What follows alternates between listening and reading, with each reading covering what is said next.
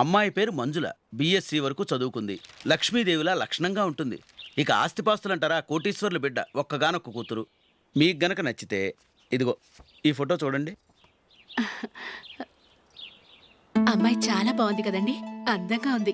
ఆ, ఎందుకైనా మంచిది ఓసారి తమ్ముడు అభిప్రాయం కూడా కనుక్కో. వాడిని అడగడం ఎందుకు నానా? మనం ఓకే అంటే వాడు తాళి కట్టేస్తాడు. అమ్మాయి లక్షణంగానే ఉంది. ఓ పని చేయండి, ముందు పెళ్లి చూపులకు ఏర్పాటు చేయండి, మిగతా విషయాలు తర్వాత మాట్లాడుకుందాం. అలాగేనండి, శుభం, వెళ్ళొస్తానండి. ఆ,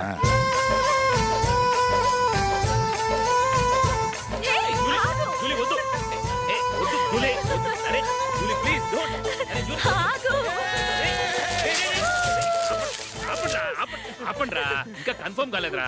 జూలీ, నువ్వు అమ్మాయిని చూసి నచ్చిందంటేనే నేను తాళి కడతాను. నాకు నచ్చలేదంటే నువ్వు అలా అనవు, నీకు నచ్చుతుంది. చూద్దాం. చూడు రే, అమ్మాయిని చూడటానికి మీరు నాతో వస్తున్నారు. Okay okay okay.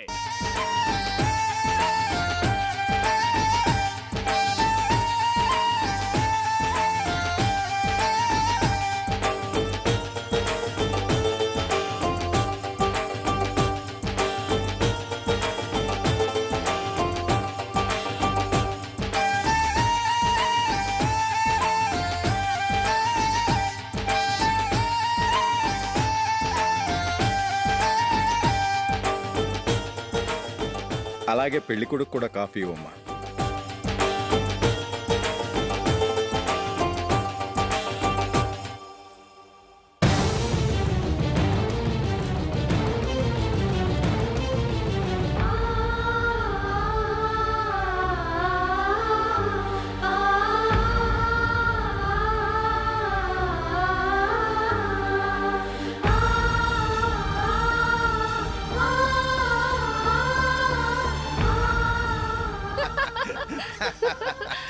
భలే చెప్పావు.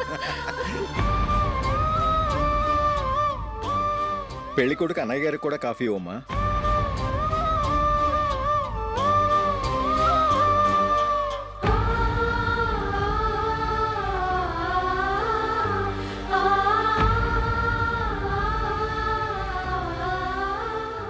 అమ్మాయి మాకు బాగా నచ్చిందండి. అయితే ఇక ముహూర్తాలు పెట్టుకోవడమే ఆలస్యం. చాలా సంతోషం.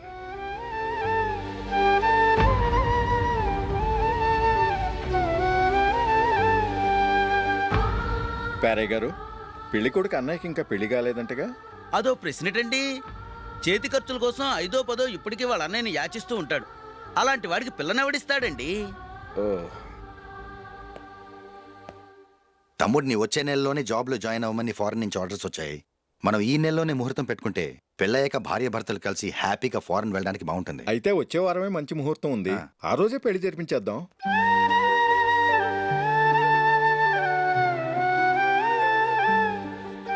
సారీరా,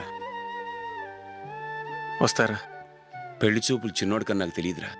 మీ అన్నయ్య చెప్పలేదు, పెళ్ళిళ్ళ పేరయ్య చెప్పలేదు. చెప్పుంటే అసలు వచ్చేవాడిని కాదు.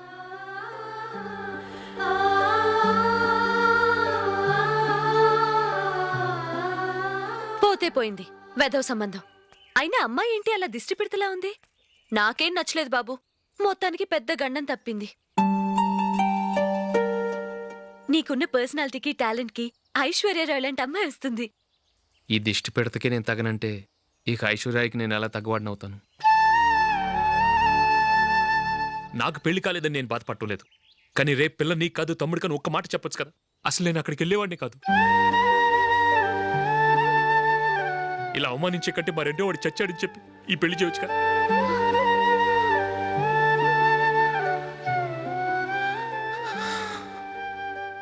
చూడశోక్, జలపాతం చూసేవాడికి కింద పడిపోతున్నట్టుగా కనిపిస్తుంది, కానీ అది మరుక్షణమే పరవళ్లు తొక్కుతూ నదిగా పరుగులు పెడుతుంది.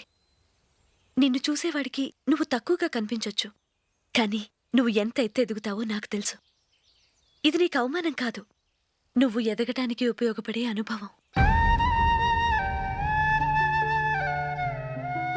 ఈ రోజు కాకపోయినా ఏదో ఒక రోజు నువ్వు క్రికెట్లో పెద్ద ఆటగాడివవుతావు. ఈ రోజు నిన్ను చూసి అవమానించిన వాళ్ళందరూ ఆ రోజు నిన్ను చూసి సిగ్గుతో తలదించుకుంటారు.